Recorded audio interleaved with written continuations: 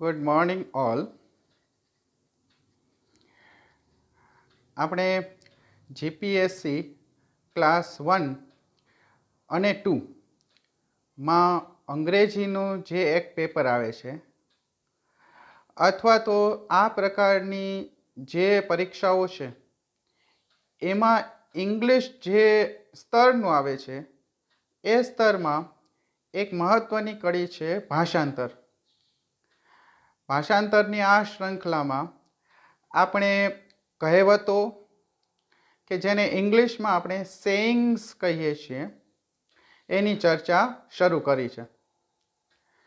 હવે આ કહેવતો કે સેઇંગ્સ અંગ્રેજીમાંથી ગુજરાતીમાં કે ગુજરાતીમાંથી ઇંગ્લિશમાં કરવાની થાય તો કઈ રીતે થાય?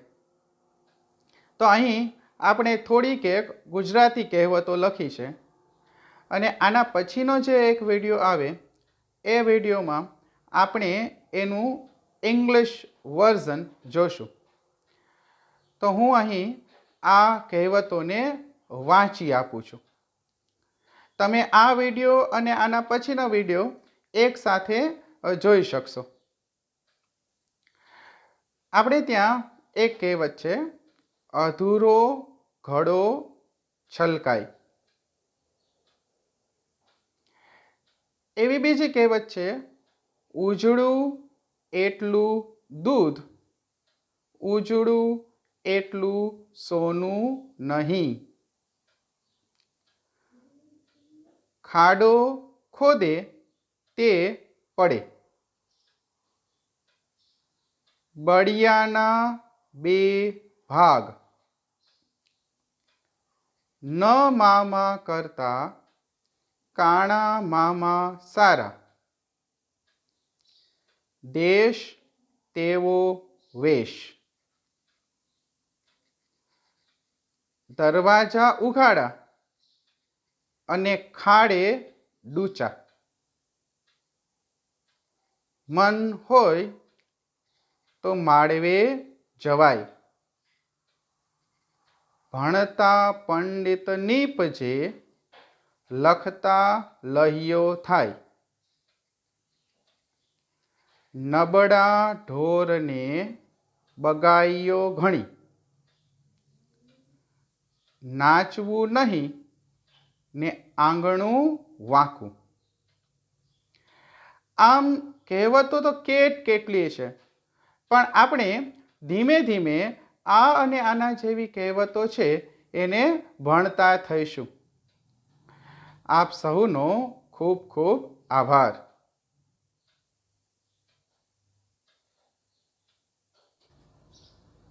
Great morning. આ રીતે કેવું લાગે છે? આમ તો ફેસ ટુ ફેસ મળતા હોય નિયમિત, હવે આ રીતે મળીએ છીએ. આપણે શરૂ કર્યું હતું કહેવતો અને એનું ટ્રાન્સલેશન.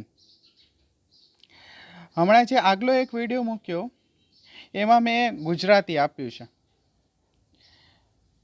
હવે આમ જોઉં ને તો ભાષા છે અને એમાં જ્યારે ભાષાંતર આવે ત્યારે એક બાબત ખાસ યાદ રાખવી કે તમે સારા ભાષાંતરકાર તો થઈ શકો કે જો તમને સોર્સ લેંગ્વેજ અને ટાર્ગેટ લેંગ્વેજ બંનેમાં એક્સપર્ટીઝ હોય. ફરીથી બોલું છું કે તમારે જે ભાષામાંથી બીજી ભાષામાં ટ્રાન્સલેશન કરવું છે, તો જે ભાષામાંથી ટ્રાન્સલેશન કરવું છે એ અને જે ભાષામાં ટ્રાન્સલેશન કરવું છે એટલે કે ભાષાંતર કરવું છે એ બંનેમાં તમારી સિદ્ધહસ્તતા એટલે કે એક્સપર્ટીઝ હોવી જોઈએ.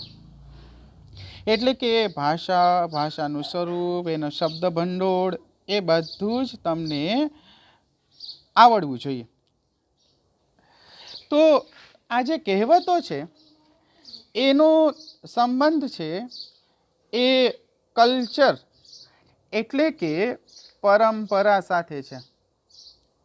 એટલે એવું બને કે એક ભાષાનું જે કલ્ચર છે એ બીજી ભાષામાં ન હોય તો એની નજીકનું ભાષાંતર કરવું પડે. તો આપણે વાંચ્યું હતું તેમ, એટલે કે આગળના વિડીયોમાં જોયું હતું એમ, કે અધૂરો ઘડો છલકાય, એટલે કે લિટલ લર્નિંગ ઇઝ ડેન્જરસ. ગઈકાલે આપણે જોયું હતું. એ પણ જોયું હતું, ઉજળું એટલું દૂધ નહીં, ખાડો ખોદે તે પડે. Deceitful man digs his own grave. dig એટલે ખોદવું. આજે એક નવી કહેવત જોઈએ. ન મામા કરતા કાણા મામા સારા. ન મામા કરતા કાણા મામા સારા. એટલે કે આપણા પાસે પૂરતું ન હોય તો જે કંઈ પણ મળ્યું એમાં સંતોષ કરવો. જો આ જ કહેવતો કે આવા વાક્યો છે એ તમને વિચાર વિસ્તારમાં પણ કામ લાગે. માટે જ્યારે તમે અંગ્રેજી ભણવાની શરૂઆત કરો છો ત્યારે તમારે ન માત્ર 2-4 શબ્દો કે 2-4 વાક્યો, પરંતુ પૂરેપૂરું એનું જે કેરેક્ટરિસ્ટિક એટલે કે કેરેક્ટર છે, એનું ચરિત્ર છે, તમારે ભણવું પડે. તો કે શું? તો કે ન મામા કરતા કાણો મામો સારો, કાણા મામા સારા. તો કે half loaf is better than no loaf. હવે શબ્દ છે LOAF. લોફ એટલે કટકો, બ્રેડનો કટકો કે કોઈ ખાવાનો રોટલી છે એનો કટકો. તો હાફ એટલે અડધો અને નો એટલે કાંઈ નહીં. એટલે કે હાફ લોફ ઇઝ બેટર દેન નો લોફ. કાંઈ ન હોય એનાથી થોડું સારું. એક છે દેશ એવો વેશ. દેશ એવો વેશ એટલે કે આપણે જે જગ્યાએ હોઈએ એ પ્રકારના આપણે બની જઈએ એ હિતાવહ છે. એટલે જગ્યા. તો ઇંગ્લિશમાં આનું જે સમાંતર મળે છે, ઇક્વિવેલન્ટ મળે છે, is like do as Romans do in Rome. ફરીથી બોલો. In Rome do as the Romans do. Rome છે એ શહેર છે, તો કે રોમમાં રહેવા માટે રોમ જેવા બની જવું. હવે આ એનું શાબ્દિક ભાષાંતર થયું, પણ એનું જો આપણા દેશકાળમાં ભાષાંતર કરવામાં આવે તો એ શું થઈ જશે? દેશ એવો વેશ. વેશ એટલે તમારો પોશાક, તમારી રહેણી કહેણી. તો એને ઇંગ્લિશમાં ડુ, એનું નાઉન છે ડીડ, DEED. હવે આપણે ત્યાં કંઈક આવી કહેવત છે, દરવાજા ઉઘાડા અને ખાડે ડૂચા. હવે દરવાજો એટલે ખબર છે, ખાડ એટલે જે નકામું પાણી જાય છે અને ત્યાંનો જે નિકાસનો રસ્તો છે.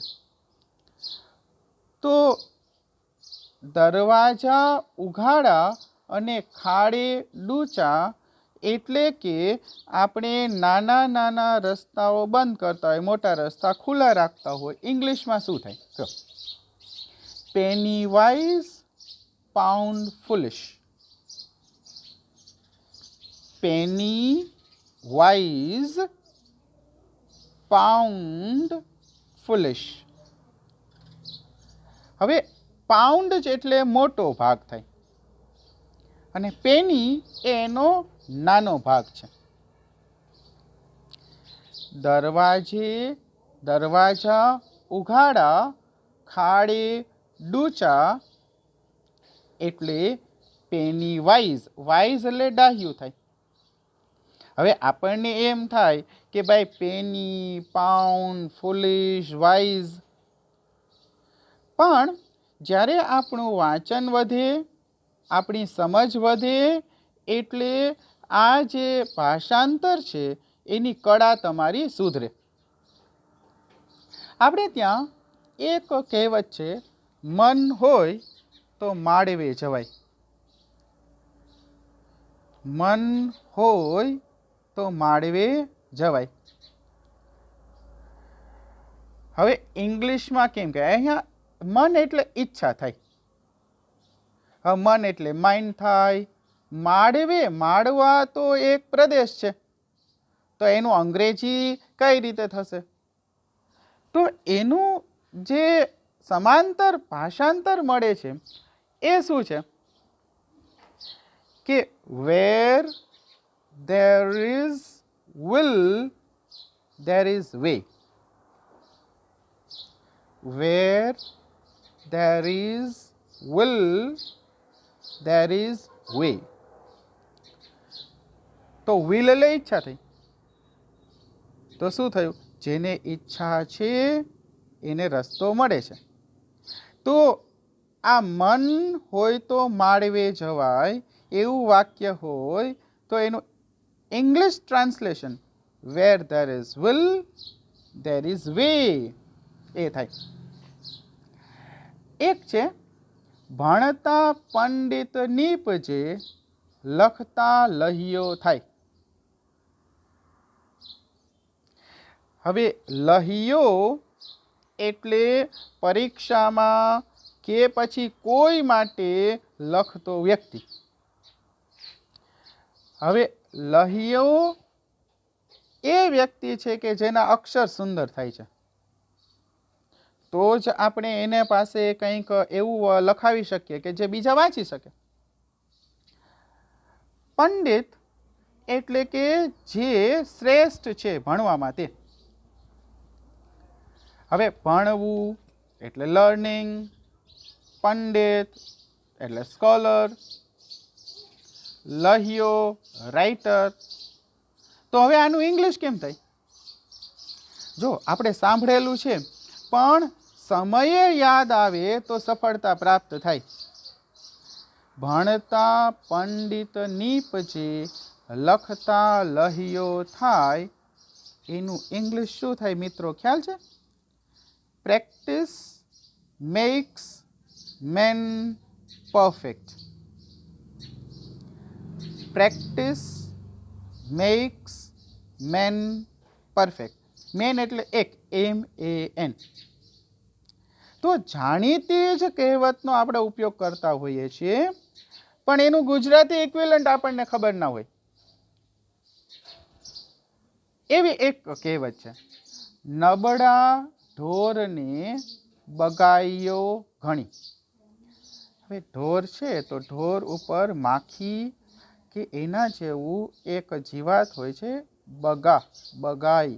તો જે લોકોને પશુપાલન કે ખેતી સાથે સંબંધ છે એ લોકોને તરત ખબર પડી જશે કે સાહેબ શું બોલે, કે નબળા ઢોરને બગાઈયો ઘણી.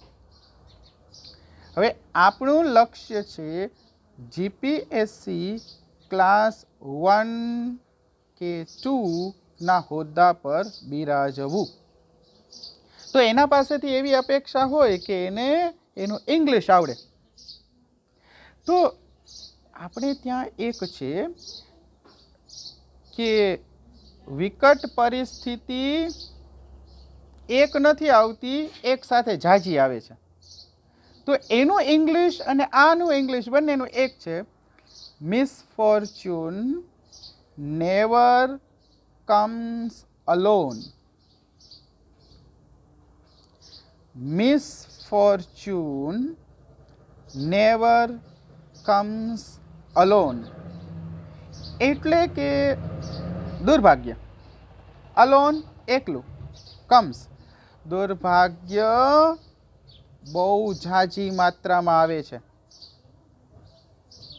એકાતક એટલે કે આપણે ત્યાં એક છે ખબર છે કે એક સાંધે ત્યાં 13 તૂટે, આ એના જેવું કંઈક છે.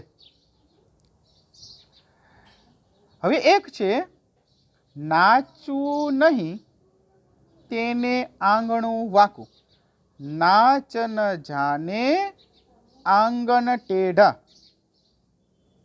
હવે નાચવું આવડતું નથી તો એ બીજી બાબતોમાં ખોટ શોધશે. તો ઇંગ્લિશ શું થાય એનું? અ bed workman quarrels with the tools. A bad workman quarrels with the tools. તો જે વ્યક્તિને કામ નથી આવડતું તો એ સાધનોની ફરિયાદ કરશે, સાધનોને પછાડશે અથવા સાધનોને ફેંકશે અથવા સાધનોમાં કંઈક કમી શોધશે. તો એનું ઇંગ્લિશ જો, a bad workman quarrels with the tools. Workman કારીગર, quarrel ઝઘડો કરવો, ટૂલ એટલે સાધન. તો જો આ જે ભાષાંતર છે એમાં શબ્દસઃ ભાષાંતર કરવાનો પ્રયત્ન કરીએ તો એનું જે હાર્દ છે, એનું જે જીવ છે એનો નાશ થાય. માટે ભાષાંતર એ કળા છે. એના માટે તમારે ભાષાને પ્રેમ કરવો પડે. અને કઈ ભાષા?